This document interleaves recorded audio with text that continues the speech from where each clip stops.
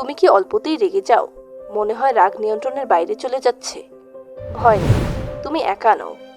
আমাদের সবারই কখনো না কখনো রাগ হয়, যা নিয়ন্ত্রণ করা কঠিন বলে মনে হয়।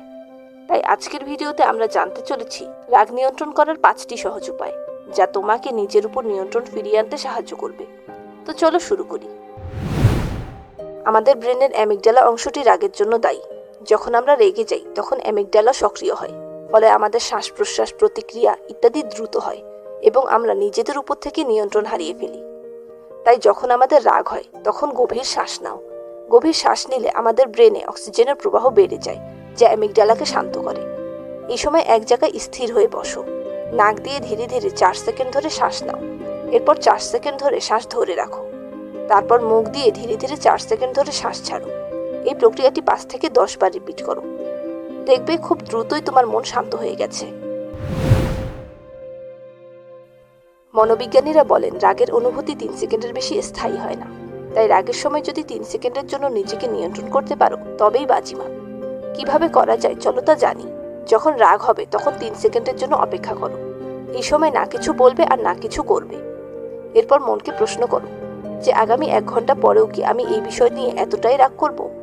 যদি উত্তর হয় না, তবে রাগের বিষয়টিকে একেবারেই মাথা থেকে ঝেড়ে ফেলে দাও। আর যদি উত্তর হয় হ্যাঁ, তবে পরবর্তী টিপসটিকে ফলো করো।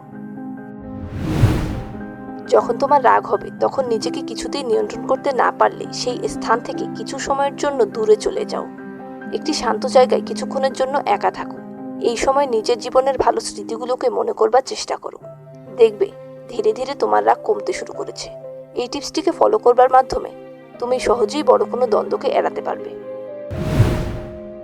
যখন রাগ হয় তখন আমাদের মনে অনেক অনুভূতি থাকে যা আমরা বলতে চাই, কিন্তু এতে করে আমাদের সম্পর্কের অবনতি ঘটার সম্ভাবনা থাকে। তাই এক্ষেত্রে লেখার উপায়টি সবচেয়ে কার্যকর। রাগের সময় একটি ডায়েরি বা নোটপ্যাডে তোমার অনুভূতিগুলোকে লিখে ফেলো। এরপর ডায়েরির সেই পাতাটিকে ছিঁড়ে ফেলো। এই কাজটি করবার মাধ্যমে তোমার মনে তিক্ত অনুভূতিগুলো বেরিয়ে যাবে এবং তুমি নিজেকে অনেক হালকা ফিল করবে। এর পাশাপাশি সহজেই তোমার মনও শান্ত হয়ে যাবে। রাগের সময় আমাদের মধ্যে অস্থিরতা ও নেতিবাচক চিন্তাভাবনা কাজ করে।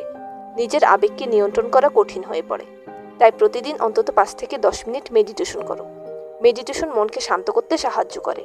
প্রতিদিনের মেডিটেশনের মাধ্যমে তোমার ব্রেনের প্রিফ্রন্টাল কর্টেক্স, যা চিন্তাভাবনা ও আত্মনিয়ন্ত্রণের সাথে জড়িত, তার কার্যকারিতা বৃদ্ধি পায়, যার সাহায্যে তুমি রাগের সময় তোমার আবেগকে নিয়ন্ত্রণে দক্ষ হয়ে ওঠো।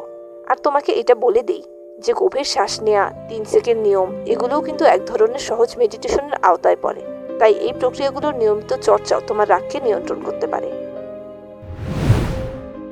আসলে রাগ নিয়ন্ত্রণ করা একটি দক্ষতা, যা চর্চার মাধ্যমে অর্জন করা যায়। আশা করি ভিডিওতে বলা টিপসগুলি তোমার রাগ কমাতে সাহায্য করবে। তো কমেন্টে জানাও তুমি কোন কৌশলটি ফলো করে নিজের রাগকে নিয়ন্ত্রণ করতে পেরেছো। ভিডিওটি ভালো লেগে থাকলে লাইক দিতে ভুলবে না, আর চ্যানেলকে সাবস্ক্রাইব করে পাশেই থাকো। দেখা হবে আরও একটি নতুন ভিডিওর মাধ্যমে। ততক্ষণ পর্যন্ত ভালো থেকো, সুস্থ থেকো।